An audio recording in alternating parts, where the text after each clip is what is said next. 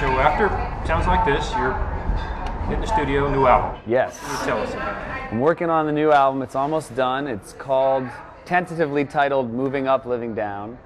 And, you know, I'm just trying, the goal was for me to make an album that has one foot in Sounds Like This, but also hopefully feels like something new. I didn't want to just go out and try to make the same album all over again, you know. So hopefully it'll feel like something fresh to the fans, but also like something they've come to expect, hopefully, from, you know, what they like about my music.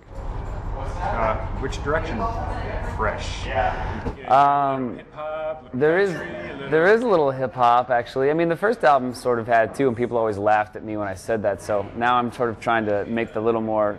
I've been describing it sort of like if the Beastie Boys produced the Beatles or something, or you know. But it's really beats and melody, and that's what it comes down to. That's what I always think of my songs are all about. And but you know, also the album is thematically. It really. I'd always dreamed about doing what I get to do, but you know, there was definitely some growing pains that I went through in learning how to turn my passion into my profession. And a lot of the songs are about that, and it's hopefully universal themes that people can relate to, just about you know, kind of growing up and trying to make sense of whatever your life is. So how's this time different than doing Sounds Like This? Making the new album compared to Sounds Like This is very different, but at the same time I've tried to keep things the same because you know, I had a lot of great experiences on the last one. I mean, the last album I made independently on my own. I'd just been dropped by a label and I was pretty down, but it was also really freeing to get to do things sort of with no one looking over my shoulder and really kind of proving it to myself. But this new album was signed to Warner Brothers, and they've made things a lot easier too. You know, they've put me in touch with a lot of producers I would never have been able to work with, and they handle the scheduling and obviously put up the money, and it's been really exciting this way too. You know, I have to sort of pinch myself a lot of the time that I'm like, here I am recording an album for a major label, which is what I always dreamt about doing, and I feel really fortunate. So, two producers. Yeah, two producers. Different songs, different styles, or what are they bringing to the table? Yeah. I worked with two producers. One's name is Mike Elizondo. He's in LA, and he's done Fiona Apple and Eminem, actually, and a bunch of different stuff. And then the other guy's name is Martin Terefe, and I was working with him in London, and he did Jason Mraz's last album, KT Tunstall, James Morrison. So he's definitely come from like a singer-songwriter background, but he had a lot of exciting kind of ideas too that we really worked in. So it was really fun for me to go to different places. You know, I lived in London for almost a month working on the album, and that was really cool to sort of get, you know, just a different kind of atmosphere to be creative in. And yeah, I'm just excited for people to hear it. So what's the recording process like? You go in with a big list of songs and like, I'm going to do these, or you let the producer kind of pick through? Yeah. How does that work for you? The recording process, well, I've been writing songs while I was on tour. You know, the last few years I've been writing songs, and about half the album is songs from then, and then the other half are songs pretty much after the holidays. I pretty much hunkered down in New York and had a writing space and would just get up every day, and it was 9 to 5, 9 to 6, 9 to 7 hour, you know, like a standard job of writing songs, whether I was in the mood or not, and a lot of times it was pretty miserable, and I sort of hated all the songs, but then there'd be one song after a 2-week period that would be good and kind of keep me going. So, I mean, I ended up, when it's all said and done, I probably wrote around 100 songs for the new album, and that's, you know, and out of those, maybe I played 20 of those for the label to hear, and then from them, they helped me, you know, kind of pick the best ones that we should be recording. So a couple of them, you know, are songs I've been playing live and testing out, like In the First Place and Why Don't You Try, and then some new ones people haven't heard yet.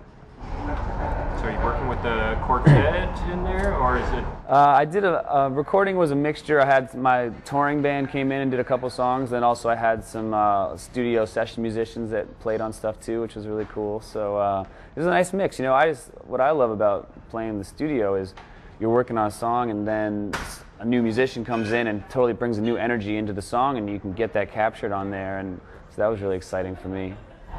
Any special guests on this one? Not really, you know, I mean, not really that many special guests. Next time's I was trying to get Stevie Wonder on the album, But no one actually made the call because they thought it was so insane. But I have a feeling if I just emailed them, it would have been fine. Just waiting for him to call you? Yes, exactly.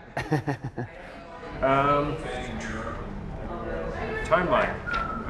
Same for the release of that single?